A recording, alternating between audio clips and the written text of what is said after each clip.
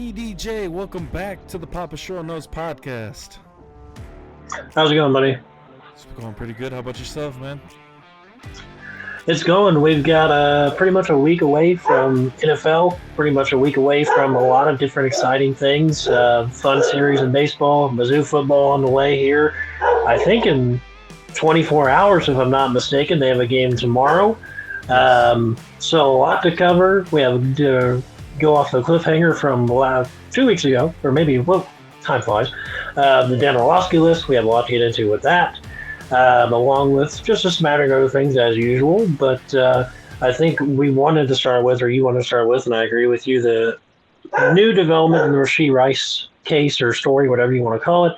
It appears that Rashee Rice has agreed with the NFL Players Association to take a 6-game suspension as opposed to the rumored 10-game suspension that was allegedly quite heavily leaned towards if he did not take this deal, but it appears he will, and he will miss the first 6.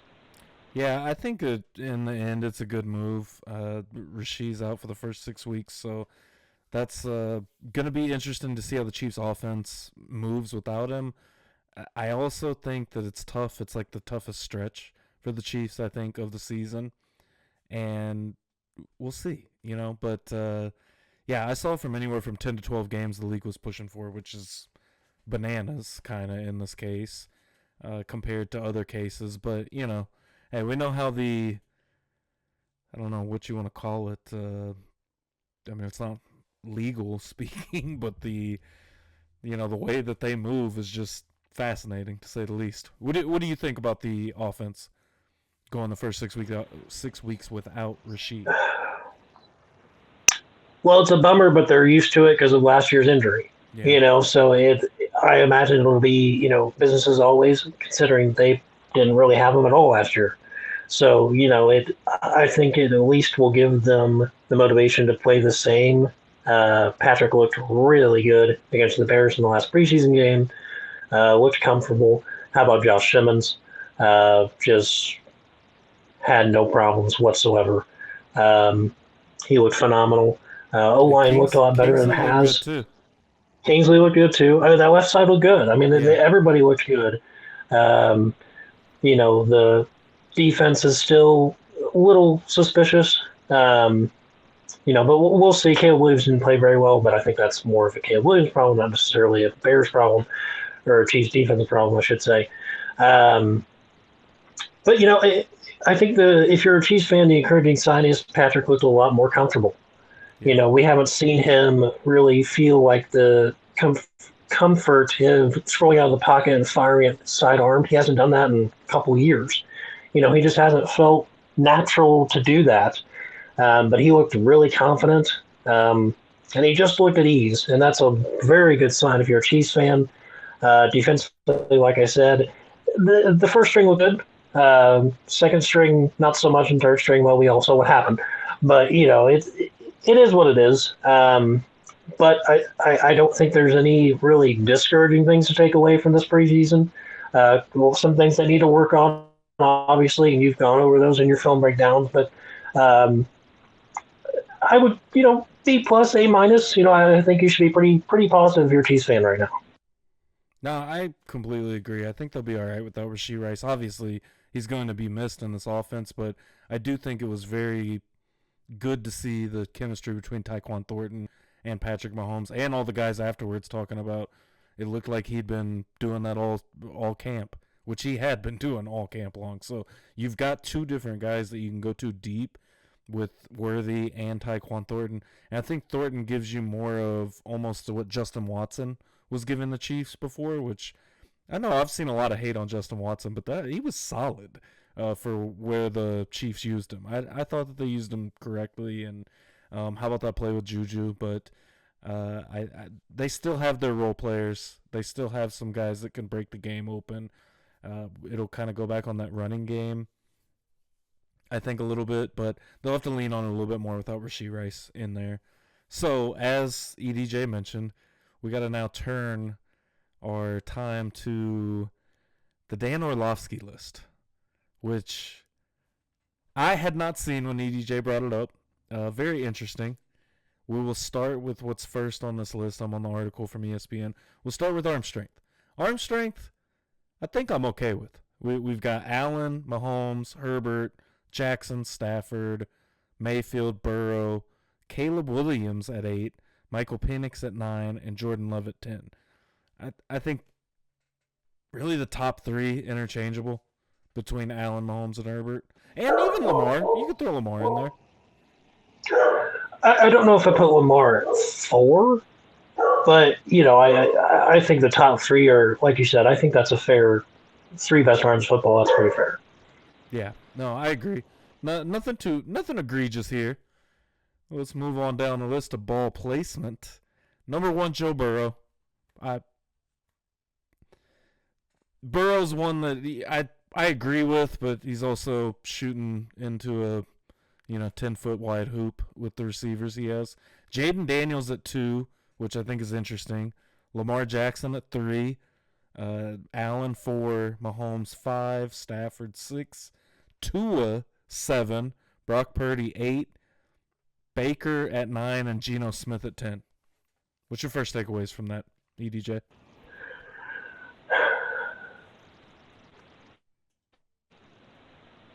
Well, for Brock Purdy to be on the top 10 list of anything is confusing. I understand that he's getting paid a lot of money, but I think he should be higher. You think he should be higher on ball placement? You really think so? Yes. I'd have to see more tape. He did play well against the Chiefs in the Super Bowl. I'll give him that. But I'd have to see more tape. And you have to keep in mind that who was his top receiver last year? I would assume Debo. Debo spent a lot of time hurt and out. That's true. I'm well, just Kittle. Well, I guess Kittle nobody then. around him, and Kittle I think spent some time hurt. Ayuk was hurt most of the season, so I don't know. I really do, and I'm kind of on the Purdy hype train over this offseason just because I did watch a breakdown that Brett Coleman and I think Bootleg Football did on him. That low key we don't put enough respect on Brock Purdy's name. That's all I'm gonna say. Well, but for Tua to be above him, to be above Brock Purdy, that's why I say he should be higher. That is more egregious than Brock Purdy. I'll give you that one. But I agree with you. I think Brock Purdy is fine. I don't think he's as bad as people claim him to be. I don't think he's great, but I don't think he's as bad as people claim him to be. Who was number 1 and 2? It was Burrow, which is where it was Burrow, right? Yeah, Burrow then Daniels. Okay. Daniels is interesting because you've seen him play 1 year. Yeah. I mean, yes, you've seen enough in college and in the pros to know he can throw a nice ball, and he's a great quarterback, and I think he has the potential to really bring Washington back to a strong front. But the issue with that is the guy's played in the league 1 year. Mm-hmm. We saw C.J. Stroud his first year and how phenomenal he was, and then the next year wasn't all that. Well, we haven't seen his name on this list yet. That too. So I think a lot of people, especially people like Dan Orlovsky who played in the league, should know that your second year is usually your toughest year because you go through those growing pains and you go through the league having a full season of film on you. And, it's not like Washington's a world beater team. They just got hot and they got a good rookie quarterback and they have good coaches. We'll see how they are this year, especially with the addition of Debo. I think that's a huge addition for him, especially. So I think they have the potential to be really good. But, it's your second year in the league. You're going to have problems. You're going to struggle. It doesn't matter who you have on the field. It's all these lists are so subjective, and we talk about opinions and being subjective and all that. But when you get to a point to where you're just naming guys, it's just like, okay, whatever. And Baker has played really well in Tampa. But did you really consider him a top 10 ball placement guy in Cleveland? I mean, did you really? I don't know. I'm semi asking, but I'm semi being facetious. I don't know if that's truly. Would you? Because I don't think I would.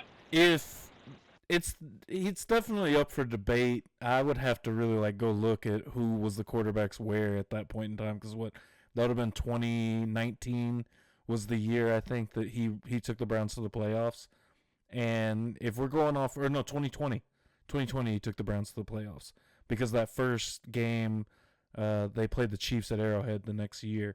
So, yes, I would definitely argue that he probably was up there at that point in time. I think that he got a raw deal in Cleveland. He was hurt all year. They chased him out of town.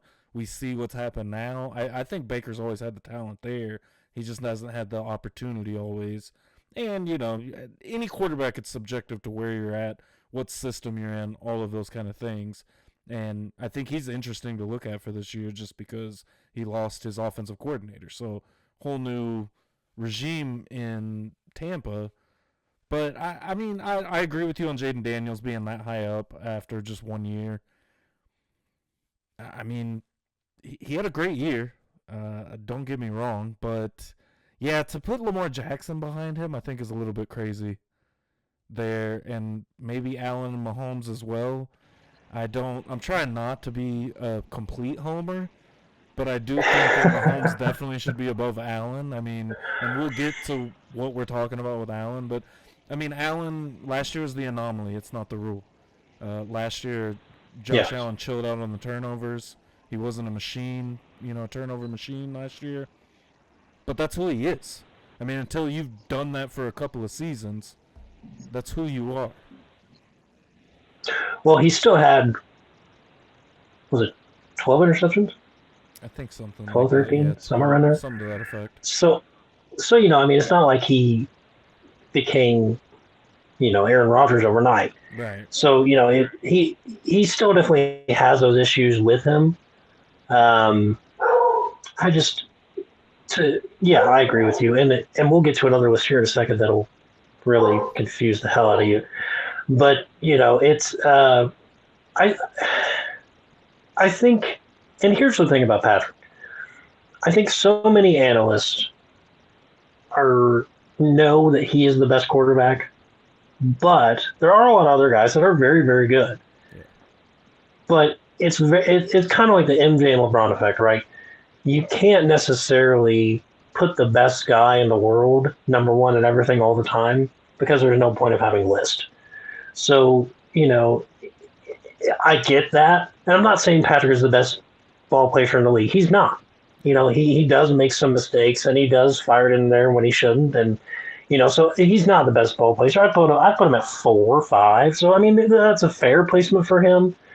But to put him under Josh Allen, I don't agree with that one. Or even below Lamar, even though Lamar has gotten to become a much better passer, I still would put him above Lamar and Josh. The only argument that I would have for Lamar Jackson is that he should be number 1 on this list, personally. I mean, I think Burrow is probably your number 1 guy, but I mean, look at Lamar Jackson's numbers. He's the most efficient quarterback in the NFL by far. I mean, every year, I don't think he's had double-digit picks in like 3 years. He's very efficient with the ball. So I feel like ball placement is one that, yes, and the next list we're going to is mechanics, and that kind of feeds into why I would agree with a Burrow 1, Lamar 2. I haven't watched Jaden Daniels on film enough to really advocate for him being number 2 or really advocate for Lamar being over him, because what I saw of him was absolutely terrific last year, but I also didn't watch much actual tape on him. It was just actual games, or highlights. So I can't speak too much on that, but I think the ball placement list, not terrible. And maybe even put Stafford over Allen and Mahomes, but Mahomes behind Allen, that's insane. Also, Tua in front of Purdy, also insane. Really, Tua being on that list is kind of crazy to me, but whatever. I digress. Mechanics. Number 1, Joe Burrow. I do agree with that. Mechanics, he is the best quarterback in the NFL with the, quarterback intangibles. If it was 1995, Joe Burrow would win a Super Bowl every single year. But it's not 1995. It's 2025, and these quarterbacks do a lot more. Jaden Daniels, number 2 on the list of mechanics. Also another fascinating one that, like I said, I can't advocate or go against necessarily because I haven't watched him on tape enough. Matt Stafford 3, Lamar Jackson 4, Allen 5, C.J. Stroud, number 6, makes the list. Geno Smith 7, Dak Prescott 8, Jared Goff 9, Herbert 10. No Patrick Mahomes on the mechanics list.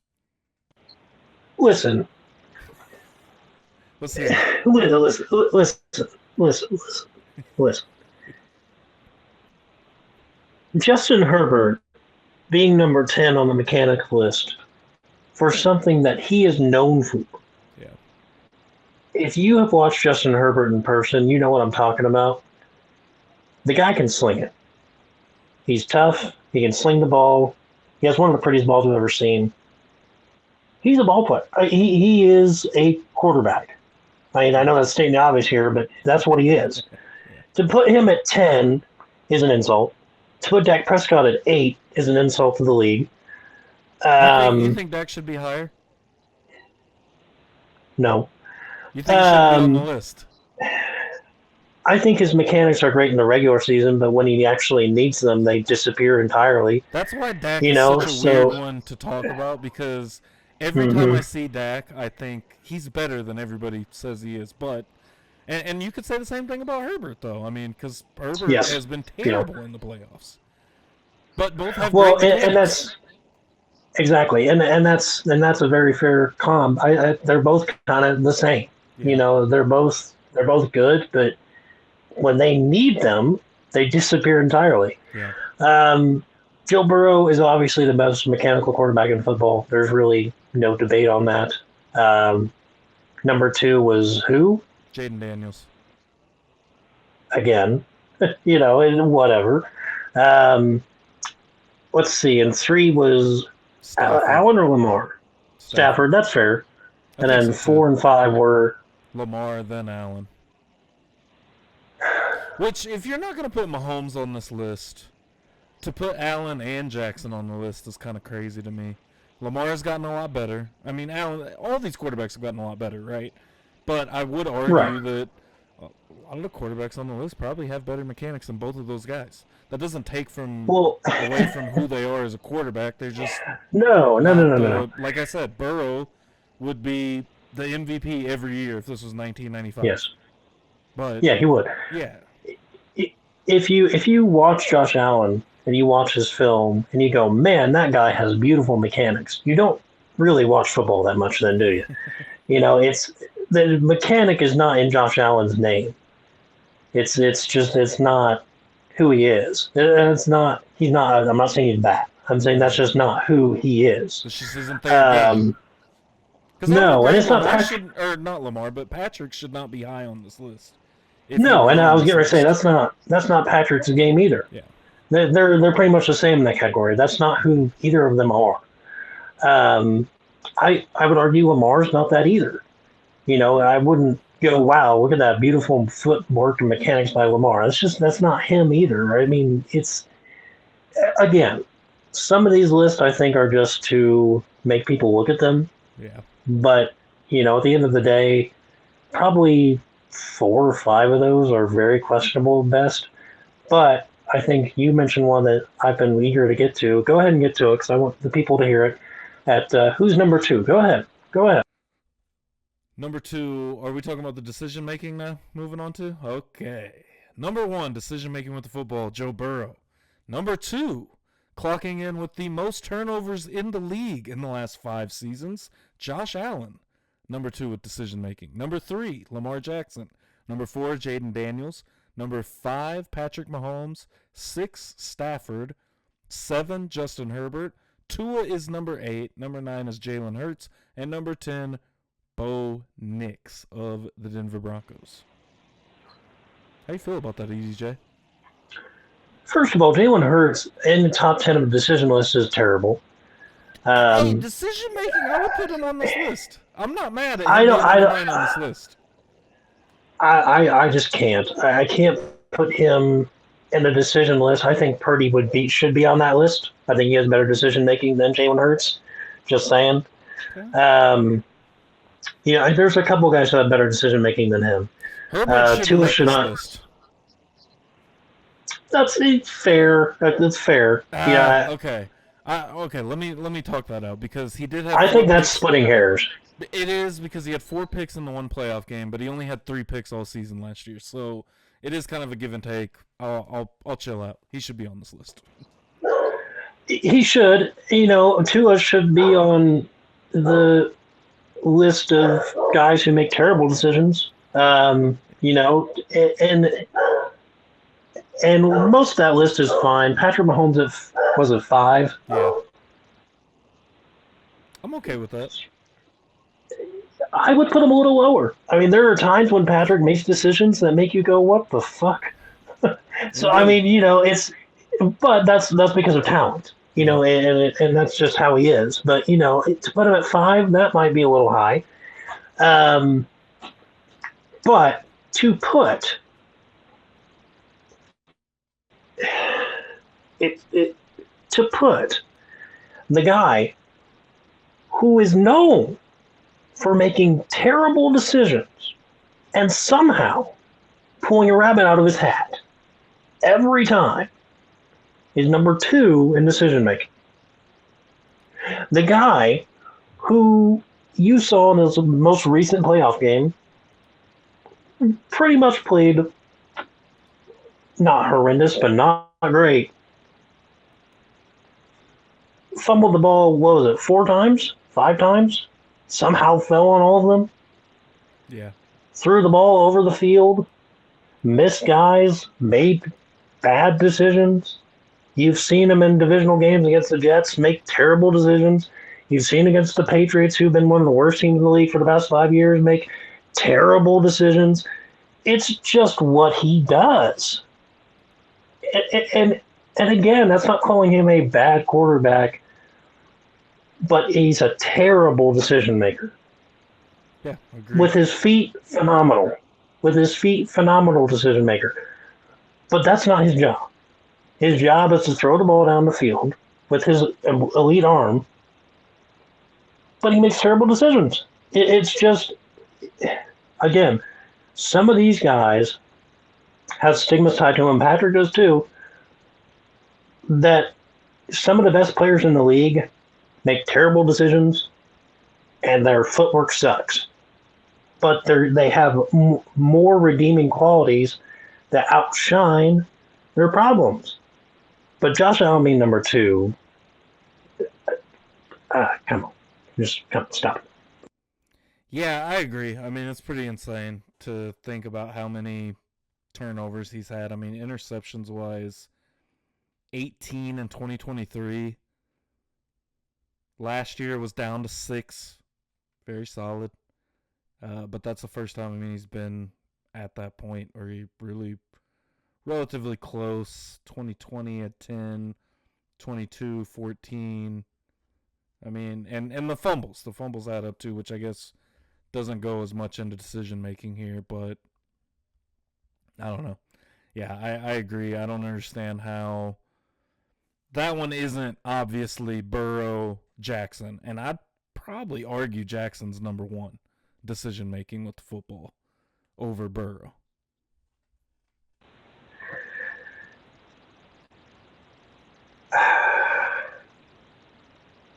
I have an issue with that because it seems like Lamar has a problem when things matter making bad decisions. That's fair. And I know Burrow has a 50-yard hoop to throw it to, but you just don't sit there and go, well, that was a bad choice. You just don't really see that with Burrow, especially when it matters. It's just like, damn, I would have done that too. When has he played when it's So, mattered in the last? Well, that too, that too. But at the end of the day, that's what's important. Well, okay. One thing I do want to kind of pick at that just for a second because yeah, Burrow and not saying because we're talking decision making, right? And so that one fair, but even when it did matter, the last time that he was in a game that mattered in the playoffs was the AFC Championship game against the Chiefs. Couldn't get the job done. Not great decision making. When they beat the Chiefs, Joe Burrow did not lead them on this great comeback. I feel like that is rewritten history. The Chiefs' defense folded, and the Bengals couldn't score. Burrow scored 1 touchdown from the 2-yard line on a pass to Jamar Chase on one-on-one coverage. That's what happened that night, and McPherson kicked like 3 field goals to come from behind, and then kicked a field goal to win in overtime. McPherson is the guy that came back on the Chiefs, not Joe Burrow. The Chiefs defense folded in that game. I don't. It's a revisionist history to think Burrow led this great comeback against Kansas City. He did not. Well, that's true because Joe Mixon really was the reason they won that game. Yeah. And that's true, and that's hard to remember because obviously that was a little bit ago. That was a while ago. But that is a fair point. But I think overall, if you're looking at who makes the least mistakes when it matters, it's Joe Burrow, and it just is. And yes, I agree. I think in that AFC Championship game when they made it back to Arrowhead, I don't think you could have brought back the undefeated Patriots team. I think they would have lost that game. That stadium was just on fire. I don't think anyone could have gone in there and won that game. I don't think that would have happened.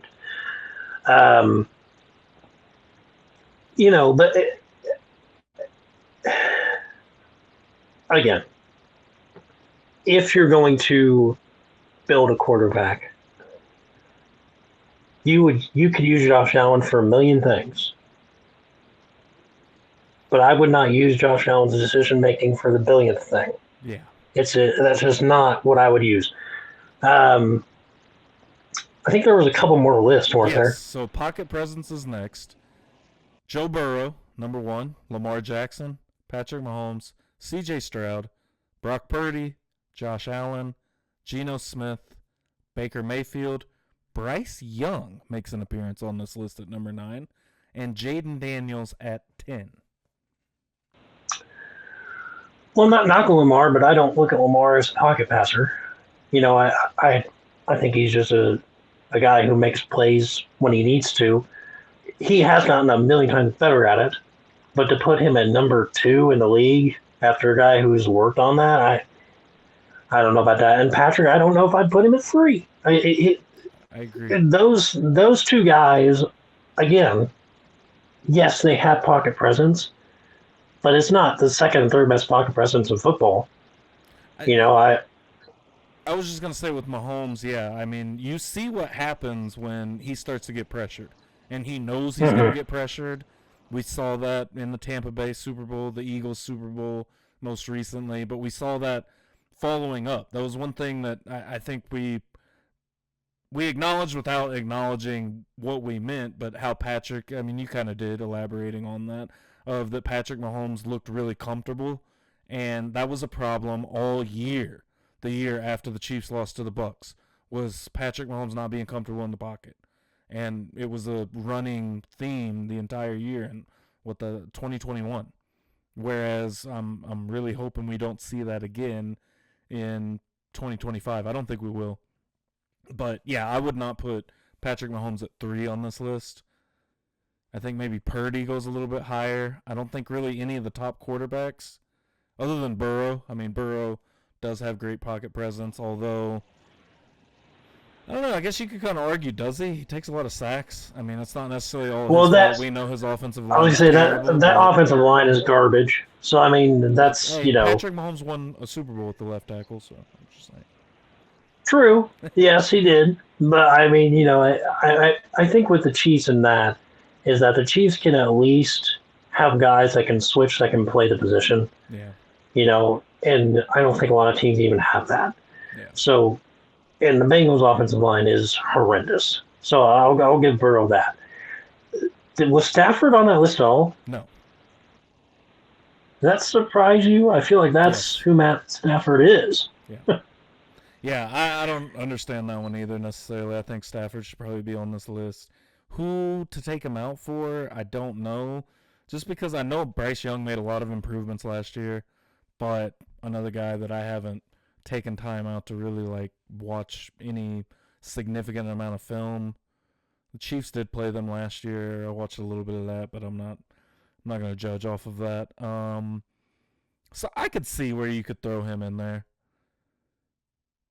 Lamar, I don't know. I mean, I do hear you, and maybe still him somewhere around 4 or 5, but I think that he has gotten a lot better at pocket presence, and I think become a lot more of a pocket quarterback. When he's in structure, he's gotten a lot better.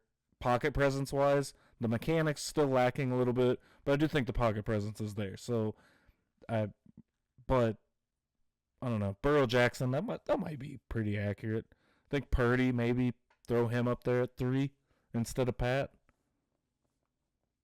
I think he's got pretty good pocket presence. So next Was up, Herbert on there? Herbert was not on there. Which, I don't know. Herbert gets happy feet a little bit in the pocket. He does, but, well, we'll move on to the next list. Like I said, everything's subjective. Yeah, rushing ability. Number 1, Lamar Jackson. Number 2, Jalen Hurts. Number 3, Josh Allen. Number 4, Jaden Daniels. Number 6, Patrick Mahomes. Kyler Murray at 7. Justin Herbert at 8. Brock Purdy at 9. Caleb Williams at 10. The rushing ability one is going to be actually, fascinatingly, maybe the one I have the most gripe with. And the only reason is, what are we judging off of? What is the actual rushing ability? What does that mean? Because Patrick Mahomes at number 6 is the most efficient running quarterback on third down in the league. To me, that's pretty valuable. So that doesn't necessarily mean put him at 1, but, I mean, I feel like you kind of got to factor in how clutch Mahomes is with his legs. But I also see the other opposite side of the argument, because Mahomes is not the most talented running wise. He's just efficient. But then that gets into semantics of like, what are any of these lists? What are we actually judging them off of? But I think pretty fair list. Although I'd put Allen above Hurts on the list and go Jackson. I was just going to say to have Allen at 3, not 2, doesn't make any sense. Yeah. I mean, what does Jalen Hurts do? He pushes the offensive line forward. That's what we're judging. Yeah, I was gonna say that's still high for me. And did you say Caleb Williams was 10? Yes. Who would you put there instead of Caleb Williams? I mean, could you not put Bryce Young at 10? Is that not what half of his game is? I don't think so. I don't know. I mean, but I'm trying to picture Caleb Williams. Yes, he's mobile, but I don't know if he's the 10th best mobile threat in the league. He had a nice play against the Chiefs on that naked rollout. Yeah. I mean, it's fair, but I don't know. You know, I just feel like there might be a guy or two that is a little bit better at running the ball than he is. I don't know. Was that it? Was there one more? Let me see. Well, one more. We can have an hour about Caleb Williams. Second reaction ability. Lamar Jackson 1, Patrick Mahomes 2, Josh Allen 3, Jaden Daniels 4, Jalen Hurts 5, Kyler Murray 6, Joe Burrow 7, Caleb Williams 8, Drake May 9, and Bo Nix number 10. Are you understanding this Drake May love? Because I'm sure not. Drake May's solid. I mean, I'm definitely interested to see how his career pans out. I'm not. Yeah, a negative but if you look at his numbers from last year, I understand he was a rookie on a horrendous team. I understand that. But if you look at his numbers from last year, everyone acts like he was this world beater, Jaden Daniels type. If you look at his numbers, they're very. So, I mean, I don't know. Well, he is, but, you know, there's guys on teams that have turned him into really good teams. You know, I mean, look at what Jaden Daniels did in 1 year. Now, that team has a lot of good players, and they have a good coaching system now. But there was no expectation for Washington to be as good as they were last year. I didn't expect them to be that good.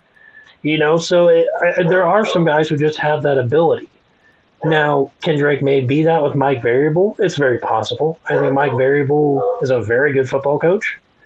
You know, and I think it was a huge misstep for the Patriots not to hire him last year, but we covered that a while ago about how you felt about Gerard Mayo getting hired and fired and da-da-da. Yeah.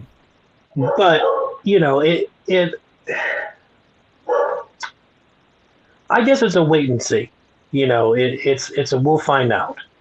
So I think I don't know. Well, I was just gonna say, I think with Drake May, I mean, I do think he looked really good last year. Obviously, the numbers don't speak to that as much. 2,276 yards, 15 touchdowns, 10 interceptions, 66% completion percentage. Team was 3-9 under him. But he also has nobody to throw to, or did have nobody to throw to last season. So I don't know. We're gonna get a much better idea of who Drake May is this year, but I think the whole quarterback class from last year I'm pretty high on. Between Jaden Daniels, Drake May, Bo Nix. I hate that I really like Bo Nix, but being a Bronco and all, but Bo Nix is nice. And Caleb Williams. I like Caleb Williams. I understand the Bo Nix. He did better than I thought he would. Mm. And again, Sean Payton is a good coach or a great coach. So there's definitely the development factor there with Bo Nix. So I think Denver can be dangerous. I think they definitely have that kind of that old school Denver Bronco feel where they can run the ball down your throat for 4 quarters, and but they have that quarterback who can throw the ball. So they definitely have that ability to be back to who they were. I don't think their defense is what it used to be. It used to be you can score 15 points against Denver, but now it kind of seems like that's changed. Except when they play us, but that's usually how that goes. But I do like Bo Nix too. I don't know if Denver can be the same as they were last year. I kind of feel like that was maybe catching lightning in the bottle a little bit. I could be wrong, but it just kind of seems like they hit their stride at the right time. Will it continue next year? We'll see. Their offense doesn't really stick out to you. They don't really have. They have Cortland Sutton. They have Bo Nix. They have a rookie running back who a lot of people like a lot, and R.J. Harvey. But outside of that, you don't look at Denver offense and go, that guy. There's just not a lot there, in my opinion. I don't know how you feel about it, but that's how I look at them. I mean, the AFC West, out of all the teams that aren't the Chiefs, I believe in them the most. I believe that they're going to be the toughest challenge this upcoming season and for the foreseeable future. I know it's a joke at this point, but the Chargers are the Chargers. They're going to Charger. And the Raiders, they're coming along a little bit slower. I mean, they get Geno. I don't know if I believe in him to be, that guy at quarterback for the Raiders. They do get Ashton Genty, which maybe trying to do the same thing Denver's doing where, you get that run game going, be able to run off play action, get a good defense behind it, control the game. Like, that's kind of what they're going for. So I think the Raiders are close to figuring it out. I mean, it just depends on if Pete Carroll and that team gel together throughout the season and, whatnot. But I do think Denver is the team that I definitely, believe in the most is what I was trying to say. So I agree. Yeah, I agree with you. I think it's the Chiefs in Denver. Again, like you said, the Chargers get so much preseason love and admiration, and then they fail. So it doesn't seem to matter who the coach is or who the quarterback is, or it's just the same damn thing every year. So maybe they'll shock everybody this year and do something with themselves, but probably not. So probably not.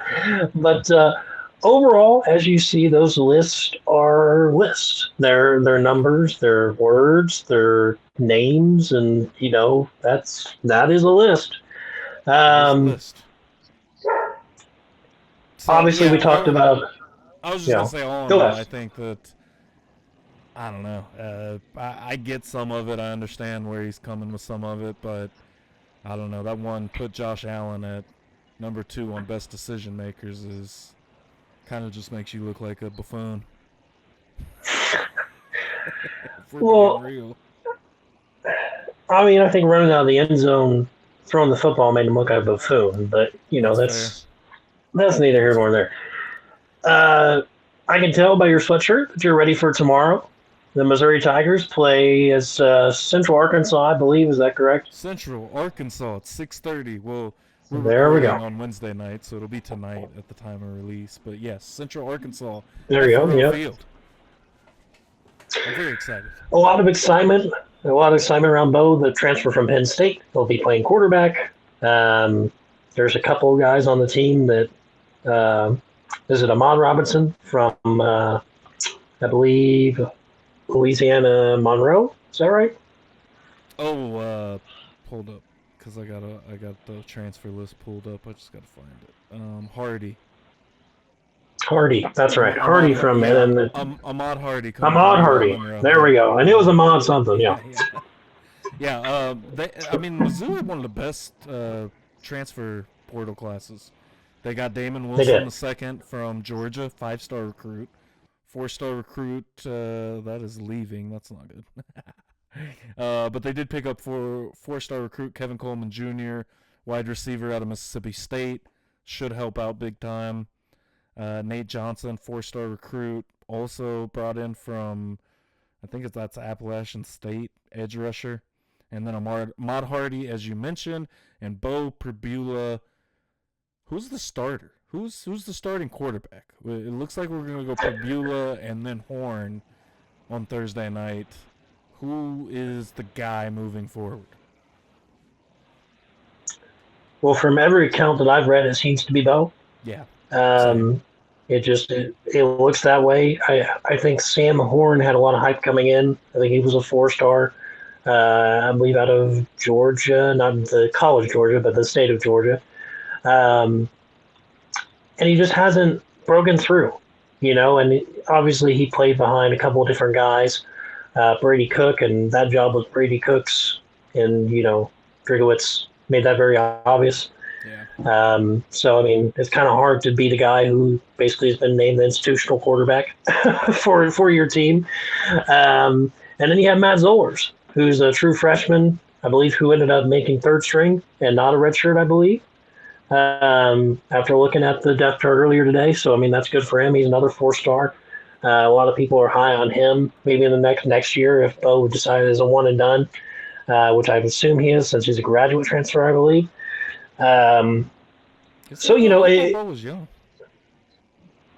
That's what I thought too. But I was reading it said GR next to his transfer, which I'm assuming means graduate. Okay. I could be wrong, but he's not exactly. I don't think he's very young.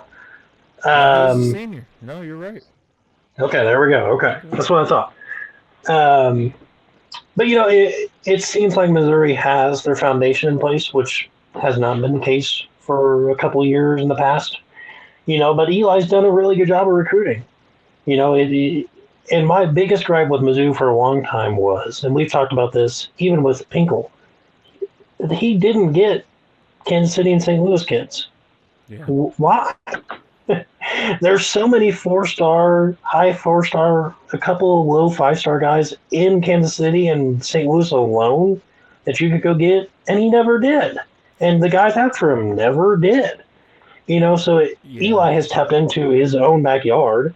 And a lot of those guys on our team right now are from Kansas City, St. Louis, Southern Missouri, Northern Missouri. A lot of those cats are from Missouri. Yeah, it's either from Kansas City, Blue Springs, or Lee Summit in the receiving core. Yeah, and I think Mizzou's always been more, I don't know, catered towards St. Louis more, of bringing in talent from the eastern side of the state, and I don't know if that's just competition with KU or maybe kind of north in the middle of the state you get more competition from Iowa State. But I mean, we're gonna talk about KU in a minute. Does anyone want to go to that football program? Like, why would you want to go there? Well, because they have a cool new football stadium, Papa Shro. And so didn't you see it? Mizzou's about to have a cool new football stadium. Yeah, they also played half their home games in Missouri last year. That was one of the funniest things. I did see that. Yeah, I did see that. But to double back on Drikowitz's recruiting ability, he seems to be one of the only coaches in a long time who can get guys to come here. And Pinkel had the ability, Barry Odom didn't really at all. So it just feels like Dragowitz at least had that ability. He didn't that first year or two, which obviously he was rebuilding. Mm-hmm. But, now it seems like he's able to get a top 20, top 15 class almost the past 2 years. I think it was 21st coming into this year for 25 or 24 rather, which is really good. Obviously, you're in the SEC, so you're going to run into like 9 teams that have a better recruiting class than you. But and that's what I think people knock. Mizzou's like, well, it's the ninth best SEC class. Oh, no, no, no. Yeah, but have you seen those other teams that are like in the 8 above them? Yes. It's just not really. I mean, it's the SEC, so nothing's really fair. But to talk down on a team that has a top 20 recruiting class in the biggest football conference in the country, what are we really talking about here? Yes, it'd be nice, but I think Mizzou is just always going to be seen as an outsider to most SEC folks. I mean, the Mizzou's been in the SEC for a little over 10 years now, so it's not like we have a large, we haven't been around in the SEC for a long time, but I do think that Mizzou has done a very good job in the SEC. They've stayed competitive. Back when there was still the divisions, they won the West. Was it the West or the East? I can't remember what conference or division, whatever it's called, that Mizzou was in, but they won that a couple of times. So I think 2 times in a row. Themselves. Yeah, back to back. I think they've done well. I think it was the East, if I remember correctly. I think you're right too, because it doesn't make any sense. I remember all of that never making sense. Like, why are we in the East? We were like, I think it was the East in the South, in the SEC, and we're playing in the Eastern Division of SEC football. Well, it's funny because I was thinking about this the other day. Out of the teams that joined Mizzou when the SEC had their last, whatever you want to call it, joining party, it was Missouri, Texas A&M. Is that it? Missouri, Texas A&M? I think that's it. Oklahoma, Texas, but they joined later. Yeah. So, at that time, but how many SEC championship games has Texas A&M been in? How many SEC championship games has Oklahoma been in? It was I think last year obviously was their first year, though, right? Right, correct, yeah. Okay. So I mean, obviously I'm picking on the new people, but at least when Missouri has joined, they had success relatively quickly. Yeah. And with Texas A&M, I feel like they're kind of the Chargers of the SEC. They're supposed to be the best team in the world, and then they just absolutely fall apart. So, I don't really believe in Texas A&M. I know for some reason people do, but what have you seen that has given them any hope other than Johnny Manziel 10 years ago?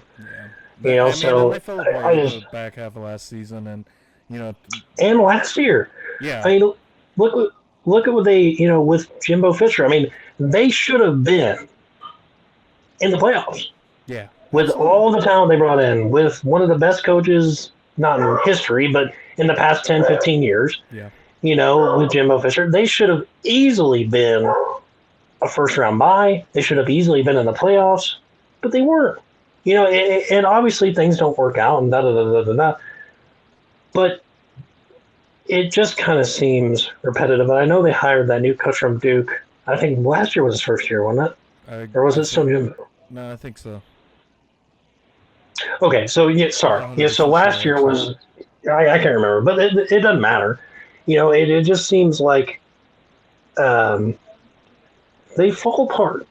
And it just I don't know. I think that helps that Mizzou doesn't play them until November 8th this season instead of earlier in the year, because last year was a rough game for the Missouri Tigers. Well, I was going to say, and I'm not saying I'm unaware of what happened last year. I'm very aware of what happened last year. I think we all are.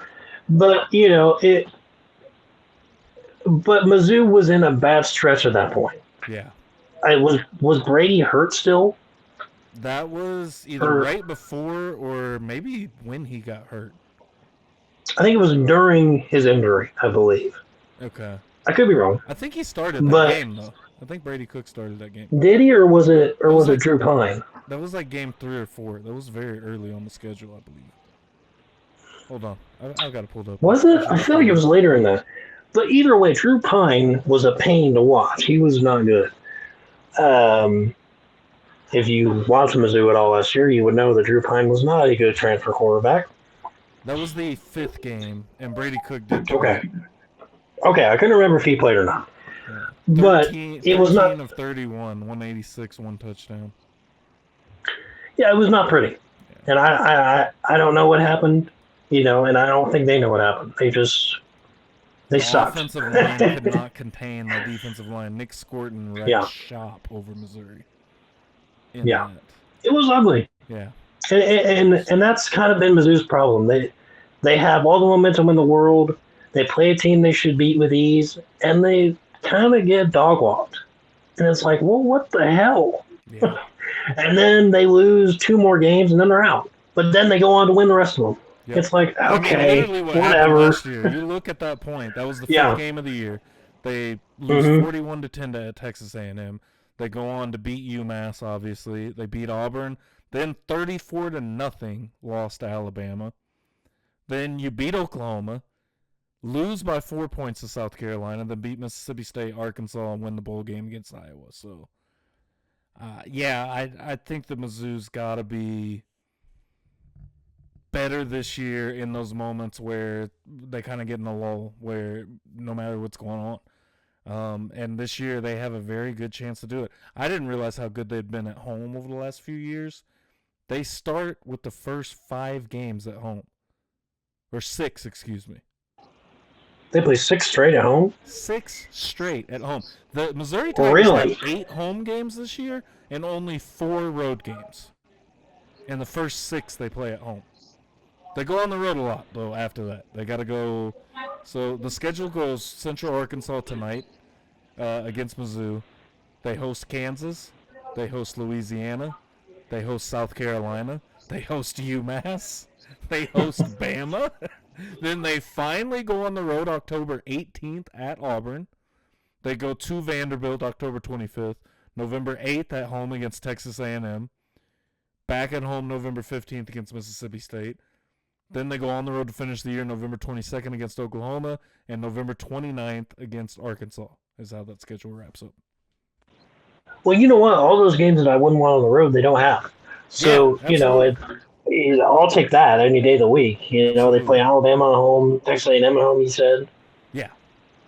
Yeah, every time. So, I mean, all those games, yeah, and they have been horrendously good at home, which is, so they have potential. I agree with you. It's just, can they put it together all year? Yes. And that's always been Mizzou's problem except, it seemed like during the Chase Daniel era, they could put it together all year. But ever since then, and maybe blame Gabbard. Well, obviously in the SEC championship runs with Gabbard and Mock, they could. But ever since then, especially with Drew Lock, they had good teams, but they lost when it mattered, and then they couldn't get back on track. And it just kind of seemed like that was the story.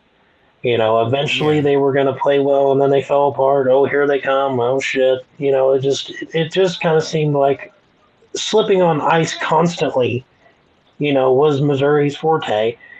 It seems to have changed a little bit. Obviously, when they had Cody Schrader, who was phenomenal, I think that changed the tide. And Missouri kind of got their confidence back. And sometimes, especially in college and high school, we talk about this a lot, and we know how much I cover high school and city. But if you have a guy who can carry you, and maybe he's a one-year guy, but can give you momentum with younger players, those guys feel so much better heading into the following year because now they know that, hey, we can play like that, so let's do it again. We're older, let's do it again. Yeah. And I think that's what Drigowitz and Mizzou have been able to do.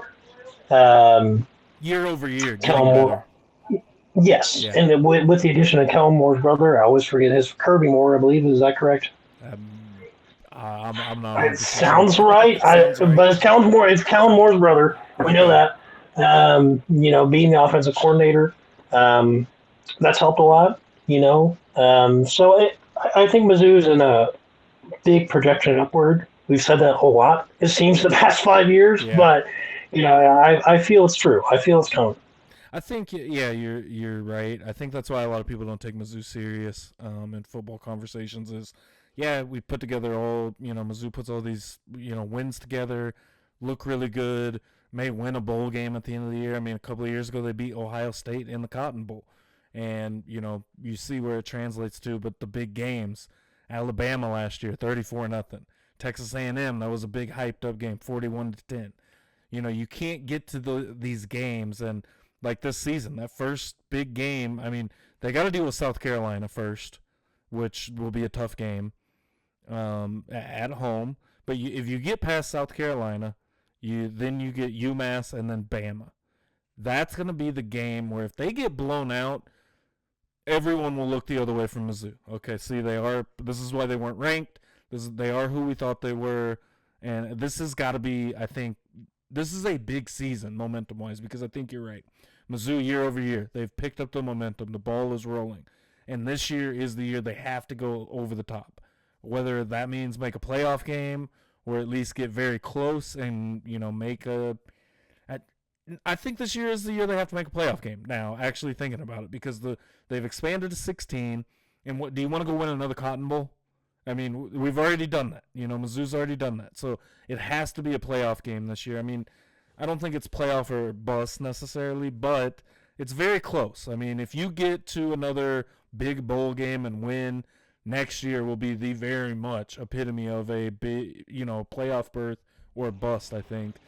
And they have some interesting matchups, I think.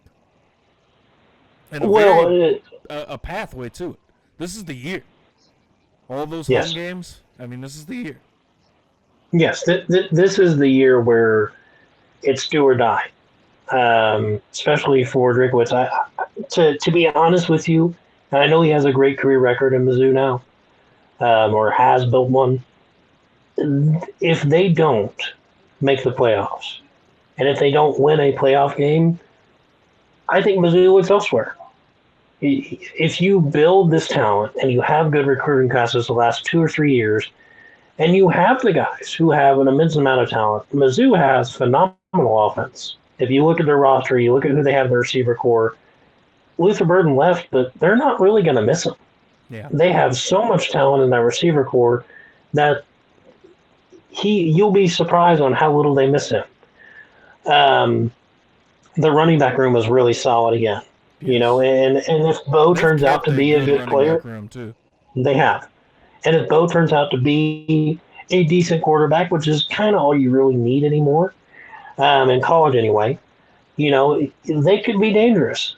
But if you said, put it this way, if Mizzou's, which unfortunately they seem to do a lot, this could be it for Drinkwitz. It really could. And I'm not saying because I dislike him. I'm saying that this could be it for him because where else do they go from here? Oh, cool, we won 10 games again, but we won the Music Bowl again, or we won the Cotton Bowl again, or hey, that's awesome, we won the Tostitos Bowl, which I think is part of the Final Eight, whatever. But, you get the point.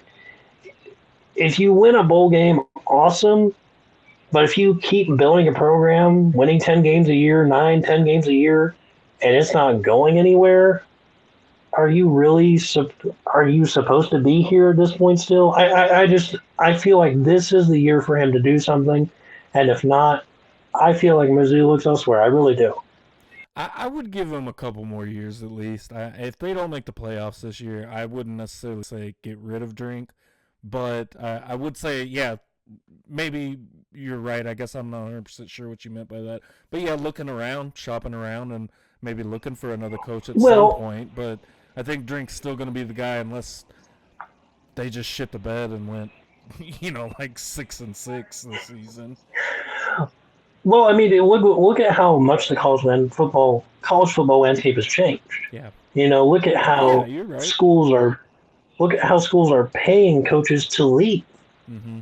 And Texas A&M shelled out what was a horrendous amount of money to tell Jimbo Fisher to kick rocks. Yeah. I mean, it's wild. Jimbo Fisher actually probably made more money getting fired than he did staying at Texas A&M. It's crazy. So it's the colleges don't care anymore. If Yeah. you're not doing it for them, see you later. Well, and And it's so such a different environment now too, because you can just have this year-over-year change. I mean, even look at where Missouri is right now. They lost Luther Burden, they're fine. They lost Brady Cook, they're fine. Like, you can find immediate replacements year over year through the portal.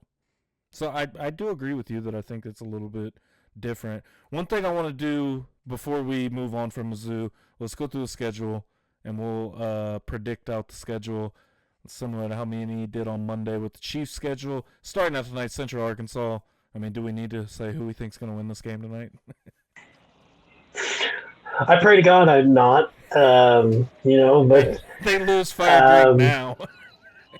yeah, hopefully it's not an Appalachian State situation. Michigan, Obviously, yeah. Missouri's not as good as Michigan was then, but Chad Henne. hopefully it's Chad not. Henne was the quarterback. Oh, that's right, man.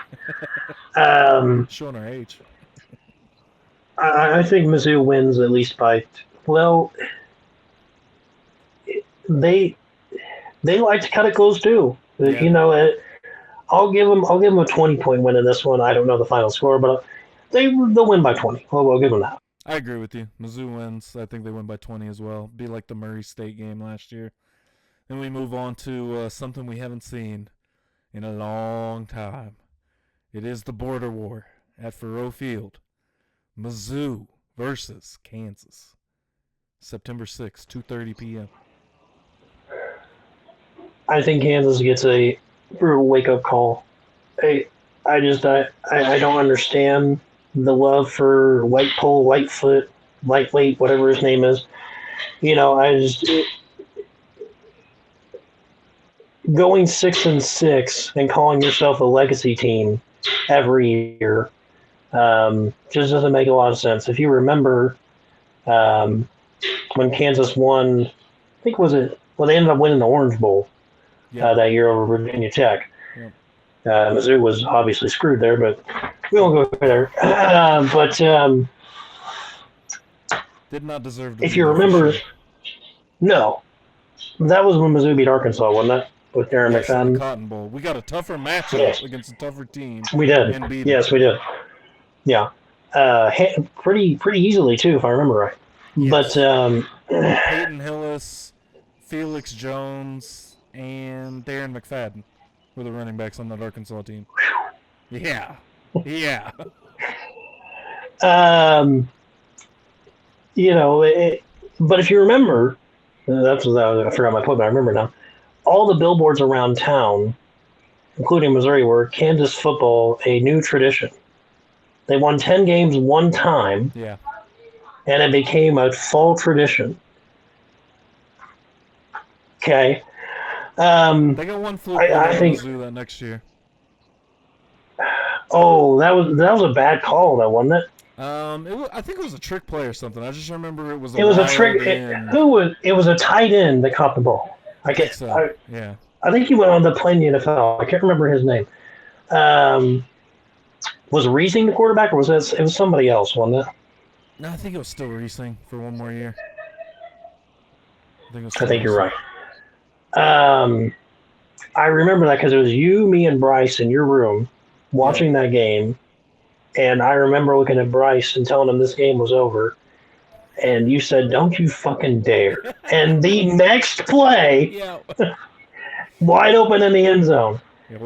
So it was a fluke. I think Mizzou ended up winning the last Kansas-Missouri border war before they shut it down. I think that was Pinkel's last year as well. So, that was a cool experience for him. Long story short, I think Missouri wins by at least 3 touchdowns. I just don't see how this game is close. I could be wrong. That's my hatred for Kansas, but, I just don't foresee this game being close. No, that's fair. I mean, I do think it's a little bit closer than that. I do think Jalen Daniels is solid, but it is a different level of football that Kansas plays versus what Mizzou plays. And, we've heard the jokes the last decade from Kansas fans of, oh, you're the outcast of the SEC, yada yada yada yada. It's cool. You're. We saw Mizzou leave the Big 12. The Big 12's kind of crumbled, and Kansas will forever be outcast from the Big 12, a conference that's barely even put together. I mean, Mizzou is going to win this game by at least 7 points. I think it might be a little bit closer. We'll see. I know that Drink has really instilled in the team of like what this rivalry means, and shout out to Drink for that, because what does he know about the Mizzou-Kansas rivalry? Honestly, I mean, being real, like, and it's been so long, and a lot of people I was watching a Mizzou podcast where they had a guy from an SEC podcast on there where he was saying, I just don't quite understand, but I haven't heard quite people talk to people the way that you guys talk to each other in this rivalry. It's like, I'm used to, like, the Iron Bowl. You guys are crazy. He said, I think it's the only time that I heard somebody call somebody a terrorist. It is a very deep rooted rivalry. I mean, it's I think it's still one of the oldest ever for a rivalry in general. Fun fact. The first ever televised game ever was Missouri versus Kansas one year. Well, there you go. You know how they televised this thing? They were at a stadium and got a feed in from whatever, so they reenacted what was happening. Yeah, I found this out like 6 months ago. It was like Mizzou versus Kansas, but yes, one of the oldest by far. I think the first meeting was 1891 in Kansas City. Wow. Yeah. So I mean, I think people see why, but and then week 3 is. Let's see. Let me get back to my correct tab. There it is. Louisiana, the Raging Cajuns come into Columbia to face the Missouri Tigers. Got the Tigers going 3-0 here. Oh, I don't have a score, but that's 3-0. Same. South Carolina at Faurot Field, September 20th. South Carolina ranked number 13 in the country right now. Yeah, and Beamer has done I forget if it's Shane or Brett, but it's the son of legendary Coach Beamer. But he's done a hell of a job at South Carolina. Talking about a team that was down and out, a team that used to be solid top 10 team pretty much every year. And now they seem to be back, and they have an electric quarterback. Yeah. They've got a lot of talent. This one could be tough. We'll see how Missouri's defense is. This one's at home, you said? Yes. Because they have 6 in a row at home, right? Yep. Yeah, Lamar Sellers, the quarterback. I do really like Sellers. I think this is going to be a tough game. I'm going to say Mizzou ekes it out by like 3. That's what I was going to say. I was going to say if Mizzou wins, they win by a field goal. Yeah. UMass comes into Columbia September 27th. Win for Mizzou. I assume 5-0. The same thing. 5-0, October 11th. We both got a 5-0. Alabama, ranked number 8 currently, heading into the season, heads to Faurot Field in Mizzou. Correct me if I'm wrong. Was it 2014 or 13, somewhere in there, where Bama came in to Columbia and like it was really close? They almost pulled it off. I believe it was their first or second year. Yeah. I think you're right. Because they went to the SEC championship game both years. Yeah. That by them I mean Mizzou. But yeah, I think you're right. It was pretty close. I can't remember the year or the score. But Alabama will be interesting. It's no more Nick Saban. It's a new, era. I don't know if Alabama will be as dangerous as they have been in the past.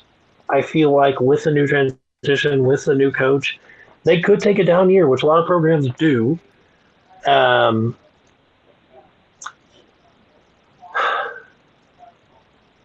I hate to put Mizzou at 6-0, but I just have a feeling about it.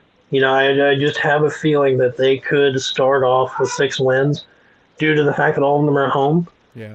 But another field goal win. I'll say 24-21. I can feel it being to the end. I can feel it being like the last couple of Georgia games we've had. So, I'll give Mizzou 6-0, but I'm on the fence on that. But for the fandom, we'll give them 6-0. Fair enough. We were both off on that.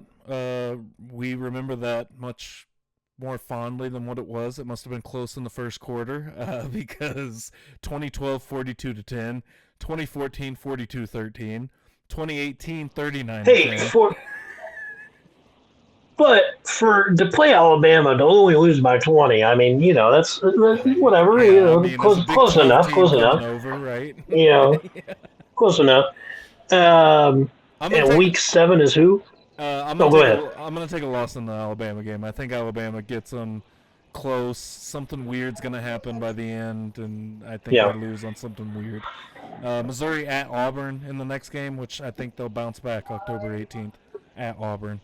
Yeah, Auburn's not very good. I have Mizzou winning that one. So you know what? I'll agree with you on Alabama, but I'll take Auburn. So we'll do 6-1. Or 5-1. No, 6-1. Well, no, because they would have been 6-1. There we go. Yeah. We thought too hard about that. Missouri at Vanderbilt, October 25th. Vanderbilt is better. Vanderbilt is better. But I think Mizzou's. Yeah, I think Mizzou's going to be a little. I think Mizzou will be on a good rhythm by then.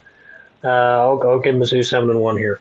I'll give Mizzou 7-1 as well, but I do think Vanderbilt's a weird team for Mizzou. It seems like every time we have to go to Nashville, it's a weird game.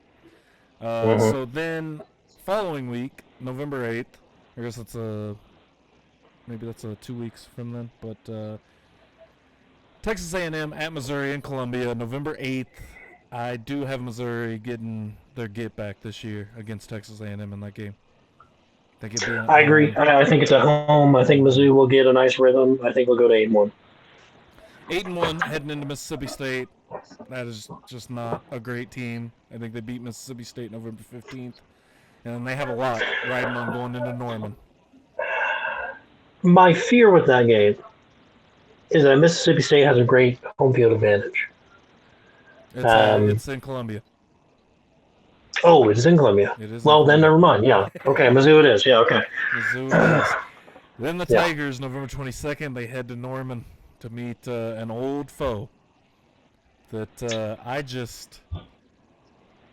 don't like in these situations. I don't like that at the end of the year. I don't like that we're going on the road. I don't like that. I don't like this matchup. Sam Bradford run me as a child, so watching this team just absolutely get cooked by Sam Bradford too many times. Well, the Big 12 championship game comes to mind. Was it 66 after points they beat Kansas that year. I don't know. I blacked out after a while.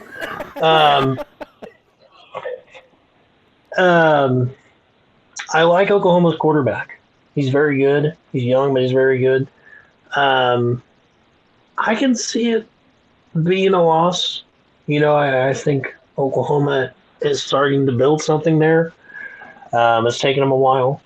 They weren't very good towards the end of their Big 12 runs anyway. So it's taken them, obviously, the Big 12 transition over to SEC and having not very good teams anyway. But Oklahoma, with the tradition they have and being able to build and play well late, I can see that being a problem for Mizzou. I'll give them a loss here because I just don't see Mizzou having one loss heading into the last few weeks of the year, so I'll give them a second loss here. Yeah, I'll take a second loss too. I think at some point something weird happens. Another one of those games where it's like either they just don't come to play that day or, the right turnover at the wrong time. Then when you finish off the year, Missouri at Arkansas, I got that as a win. Yeah, Arkansas is not very good, and they're trying to build something. But, I think 10-2 is fair. The Alabama game could go either way.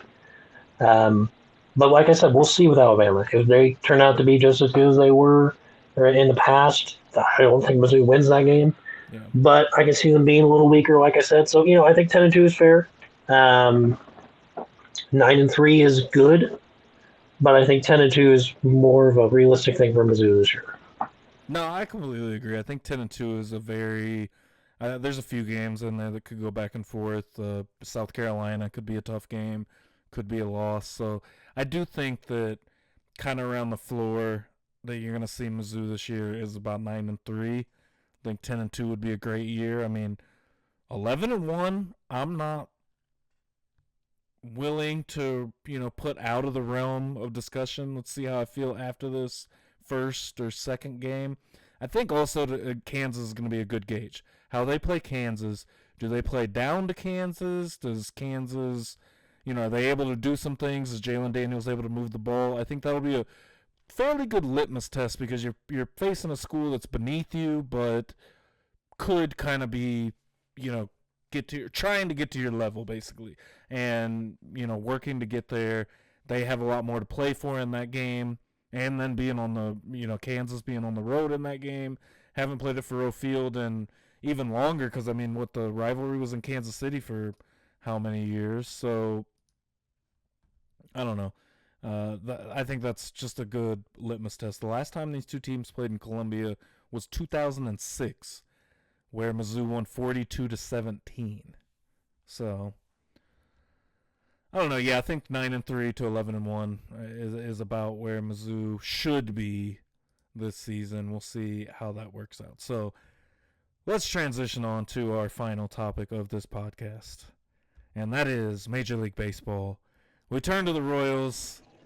I know it's kind of been up and down lately. EDJ, how are you feeling about the Royals right now, heading into the final weekend of August and into the final month? Well, you know what? I mean, their home stretch the last month and a half has been phenomenal. Um, they've become one of the better home teams in baseball, which is great. They were horrendous at home for a long time, but they've turned that around. Um, the run differential has changed a lot. I think at one point it was like -40, maybe even higher than that. It's just below 10 now. It was at 0 at one point. Yeah. So there's a lot of positives, to take away from the last 2 months of baseball for Kansas City. Obviously, going into that Tiger series after the Royals being so hot and winning 5 in a row or 6 in a row, whatever it ended up being, those games were competitive. They ended up winning the last one. I'm fine with them taking one out of those. They play them again on Friday in Kansas City. So, and again, you're seeing it with the Chicago series. The White Sox just played the Royals, and usually in baseball, when you just play somebody, you usually play them better the second week. So, and I think you're seeing that with Chicago. The Royals got blanked the first night, which was weird, but they came back last night and won 5-4. They're playing again tonight in Chicago before they head back home to play Detroit. So, and then they play the Angels after that at home. So I have a strong feeling that the Royals, are still very much in this. They haven't lost any ground. It'd be nice if they gained some ground, and they did for a little bit. But to be 3 games back, and keep in mind they have the Mariners left on their schedule. Yes. And that's who they're behind right now by 3 games. So if they end up winning tonight, which I feel they should, if they somehow take 2 in Kansas City against Detroit, that's even better. And then you have the Angels, and then I can't remember who is after the Angels. I don't think it's the Mariners, but it's somebody. I think it might be the Twins. But they also have it's the Twins. The Twins, okay, that's right. They still have the Phillies, which is not great. Then they have the Mariners. So, they got, 4 games against the Guardians in between the Twins and Phillies, so they're on the road at Cleveland for 4 games. Okay. And Cleveland is falling apart again. Yeah. And I said this earlier in the year, and they kind of came back, and then they fell apart again. And I've always felt like Kansas City was better than Cleveland, and I think that's showing now. And obviously, Minnesota fell off the roller coaster and then fell off the hill. I don't know what happened to them, but sold everything. They sold everything. But I think some major changes are coming to Minnesota next year, including probably everybody, because that's a very mysterious fall off for them. I think there's a lot of hope. We talked about this last time we talked. I think Caglianone's still hitting like 400 in AAA right now. I think he will come back very soon. Michael Massey made a return to the starting lineup for the first time in maybe May, since May, if that. He had a big hit last night, which ended up winning them the game. So, the Royals are going to bring up guys that'll help. Massey's a good bench player slash starter. Obviously Massey was a starter last year with India not being on the Royals. Um, I just feel like the Royals still very much have a very good chance. But they have to hit their marks. They have to beat the teams they should beat. They have to be competitive against the teams that are good, which they have been. But they just need a little more. I was looking at how about Vinny Pasquantino? I think he hit a home run and during a Man, stretch. I think it was 5 games in a row it was either that four or ended five that, straight. Yeah, but 4 or 5. But he's been mashing the ball. Has yes, a career high in home runs. One of the top RBI guys in the league again, which we talked about. It was, and I've said this a few months ago. Eventually, Vinny's going to get back to that because it's hard yeah, for a guy who led one of the top 10 guys in the league with RBIs to just disappear. And now he's back, and he's sixth or seventh, I think. So it eventually he was going to figure it out, and he's found his power, which is great. Salvador Perez still tugging along, the Royals are there. They just have to hit their marks, which has been a struggle, we'll say, but they're still in a good spot. yeah. And how about Yastrzemski? Man, I'll tell you, talk about a guy who obviously there for injury purposes along with the trade, but Mm-hmm. tied the franchise record for most leadoff home runs as a Royal in a game. I think it was, or consecutive, I should say, or in general, I think 3 or 4. I can't remember, but tied the Royals record. Um, and just gets on base. He's a good defender.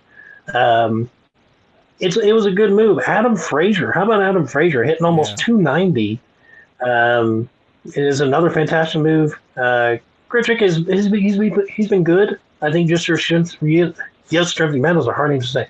Yastrzemski and Frazier have just outplayed him a little more, so they're playing more right now.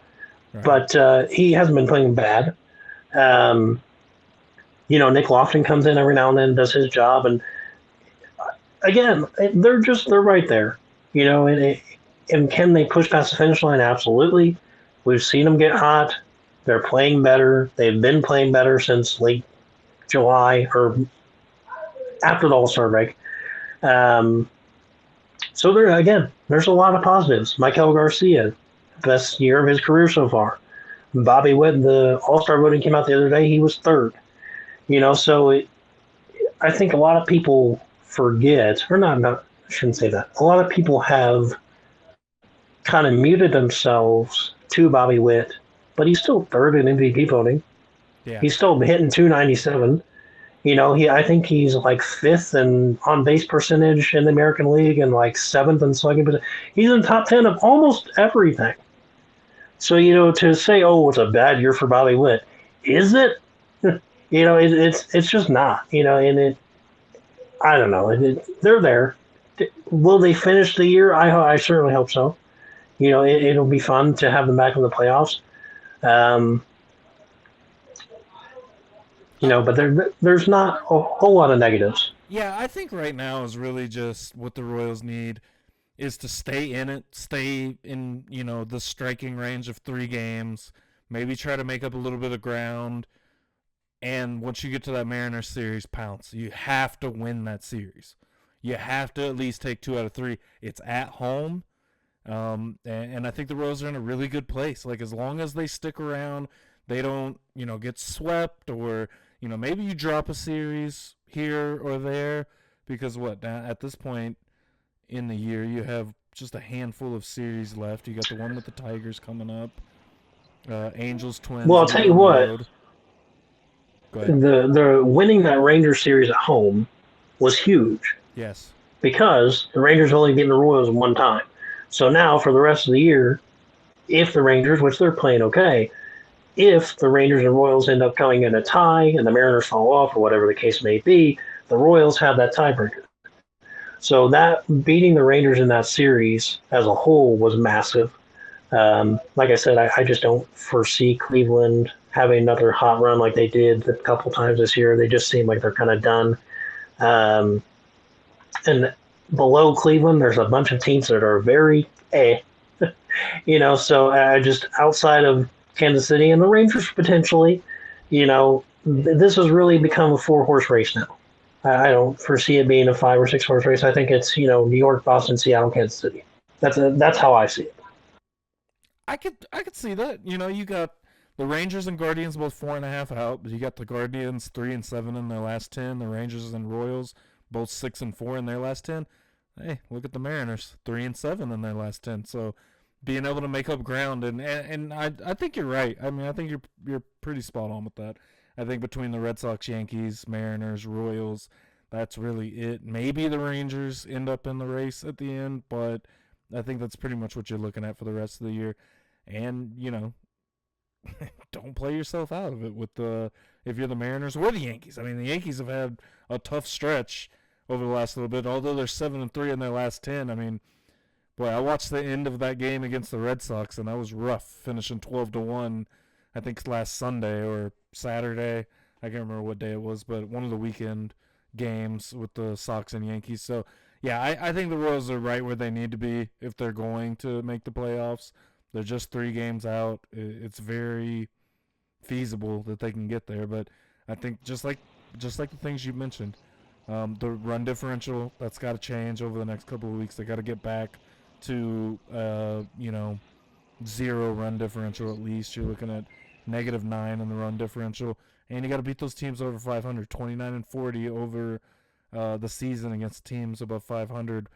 But you also got to make sure you're beating up on the teams you're supposed to beat up on. That's, I think, the first thing. Well, and that was a huge thing heading into that home stretch where they had the Nationals, the White Sox, and Rangers. Yeah. Um, and they did their job with Yeah. that. Absolutely. And they only lost twice, which is obviously 10 in a row is very impossible, not impossible, very hard to do in baseball. But to go 8-2 in that was their job. That's they did what they were supposed to do. Um, so yeah, I think you're dead on with that. The only issue, well, actually, I take that back.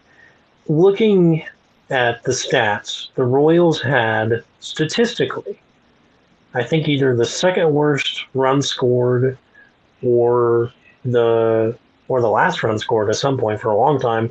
They're now the fourth worst in runs scored, surpassing Cleveland the other day. Um, so that shows you how much better their offense has been. Yeah, that's a And just fact. in this last couple months and that, or 2 months or so, I think they're still at least since mid July. I think they're averaging, I think still 5 runs a game, something like that, which is a billion times better than 2.5 that they were averaging, throughout the first 3 months. So there's a lot of positives. They're getting hot at the right time. Um, those pitching injuries have been a huge killer. It's very hard to when that was kind of your identity, having just that shutdown rotation, Rangus, not being injured, Bubich being injured. It sucks and it's at a terrible time. It could not be at a worse time, but they have to move on. Lorenzen's been fine. Noah Cameron's been Noah Cameron. Lugo had his struggles. He's doing okay now. Um, and Bargett, I believe is how you pronounce it. Something like that. He's Yeah. been really good. Falter was not the answer, but they moved into the bullpen. He's doing better in the bullpen. So, and that happens. Sometimes you trade for guys and they're not in one good in one spot, but they're better in another. But that seems to be where his spot is at. So all in all, again, it's just about can you execute? Can you do what you need to do when it matters and get the win? No, I absolutely agree. Well, EDJ, I think that just about covers it. We talked a lot. We talked about a lot of things. About another hour and a half into this thing. I greatly appreciate you. Anything else you got to add?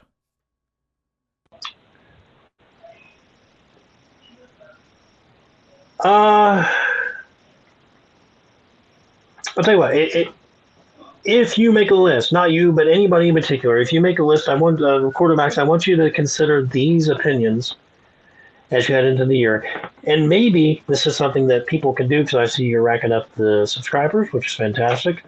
For the newer subscribers and for people who have been watching since day one, something that you should have people do or have them build a list of quarterbacks, but have it be a progressive list. Keep in mind and kind of watch the people that are playing the position and playing it well, and just make sure that you are observant, unlike Dan Orlovsky, who is not observant and has no idea what he's talking about. But other than that, have a fun year of football. We'll talk about it more and more, but sports season is back, baby. Absolutely. Mizzou tonight, a week from tomorrow night, we get Kansas City Chiefs football out down there in Brazil. And yeah, we got a lot of football to talk about coming up. So football season about to be in full swing. I'm very excited about it. And baseball playoffs coming up as well. And the Royals down the stretch, they're looking good. I'm excited to see what the Royals can do. But I do greatly appreciate you, EBJ. As I begin to not be able to talk. Thanks, buddy. I'll see you. Take care.